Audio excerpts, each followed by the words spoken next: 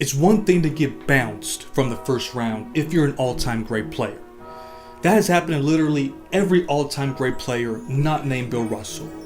You can go down the list, and you'll find that all of them have done it at least once. That's the truth. But it's another thing to get swept from the first round while you're still in your prime. Kevin Durant is now a victim of that, and he will have to live with this black mark on his resume. I recently wrote an article about that, and there was a much more detailed analysis with the link on the description box. The good news for Kevin Durant is that he isn't the only all-time great player that has gone swept from the first round. It has happened more times than you think, and we're going to talk about 8 different players that has gone through the same thing. Let's go down the list, and we're going to go in chronological order. Let's start with Michael Jordan, who got swept in the first round in 1986 and 1987. Now in 1986, the Bulls struggled to make the playoffs since Jordan was out for most of the year, and when he came back, he was limited to only playing 25 minutes a game. They barely made the playoffs, and the first round opponent was arguably the greatest team of all time, the Boston Celtics. To demonstrate how lopsided of a duel this was, the Celtics won 37 more games than the Bulls did. But MJ kept it interesting by averaging 43 points per game during this 3-game sweep, which included his Game 2 performance, where he scored the most points in a playoff game in history. He scored 63 points. So who's going to hold that against him? Now in the following postseason, he wasn't as dominant. He averaged for the series 35.7 points per game on 41.7% shooting. Why is this series never held against him? The reason is that the Boston Celtics had a total of 5 Hall of Fame players on their roster, while Michael Jordan was the only player for the Bulls to make multiple All-Star appearances in their career. Charles Oakley made the All-Star in 1994. So when a team employing Larry Bird, Kevin McHale, Robert Parrish, Dennis Johnson, and Bill Walton is playing a team employing Jordan, Charles Oakley, John Paxson, Gene Banks, and Dave Corzine, then it shouldn't be held against a player playing in his second and third year to beat a team stacked with championship experience. So KD can't really point to MJ as an ally here. Now let's go to 1989 when Karl Malone and John Stockton got swept. This one was bad. The Utah Jazz were the 2nd seed, and they were playing the Golden State Warriors that had Chris Mullin and the rookie sensation Mitch Richmond. Everyone was expecting the Jazz to beat this team rather easily. But the coach for the Warriors, who was also the coach of the We Believe Warriors, Don Nelson, decided to play small, and it worked wonders for them. The Jazz couldn't keep up with their high-power offense in games 1 and 3. Now in game 2, the Jazz started a trend that will follow them for the rest of the 90s decade. They choked. Karl Malone was held scoreless in the 4th quarter, and John Stockton missed 8 straight shots, including 6 consecutive open jumpers. They blew that game, and they lost all momentum. The truth is that Malone and Stockton put up decent numbers. Their series averages are right there on your screen, but they didn't do a good job at closing games. This was one of the main reasons why this legendary duo was on the wrong side on one of the biggest upsets in playoff history. Next up, we got Charles Barkley, who also went through this.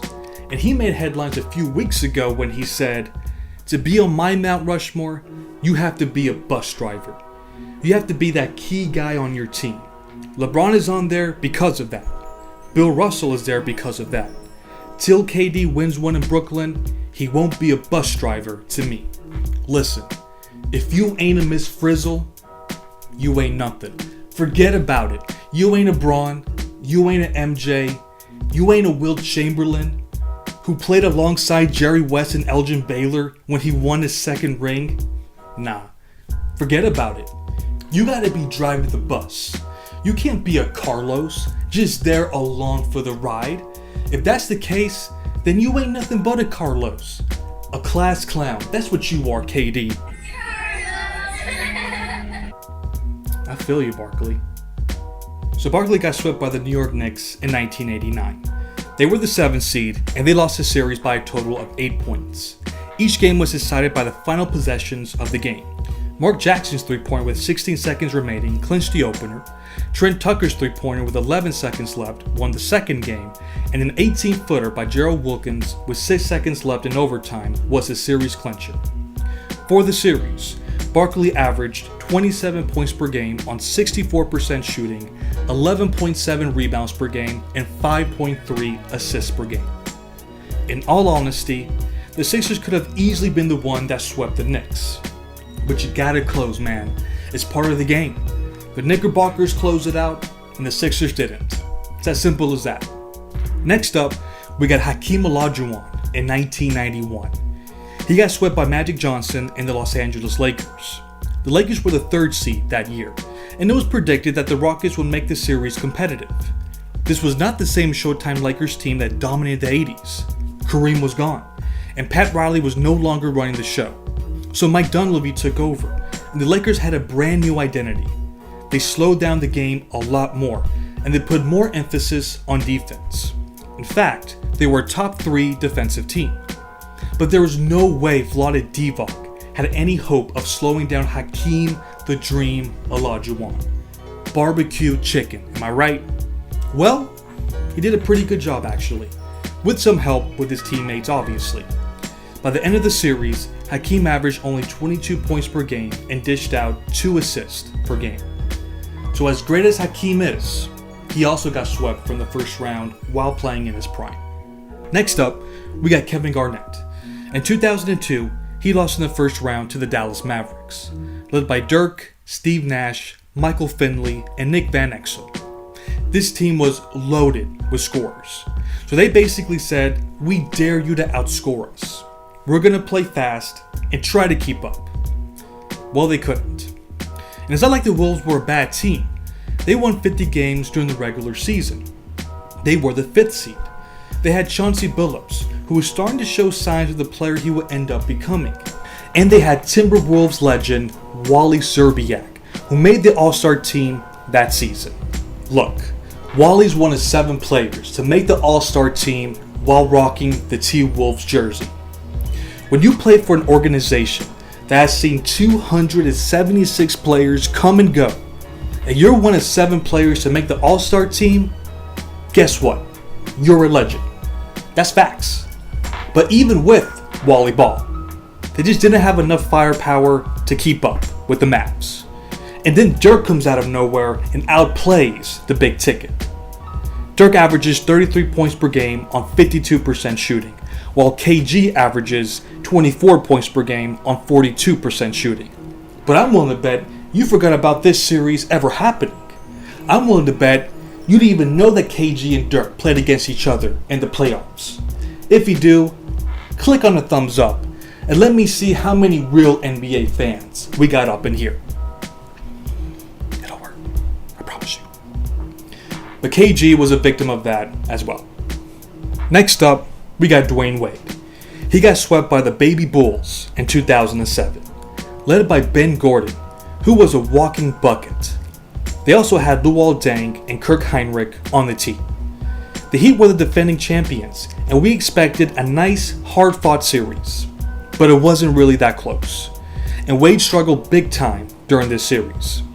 He averaged 23.5 points per game on 42% shooting, and he committed 5.8 turnovers per game.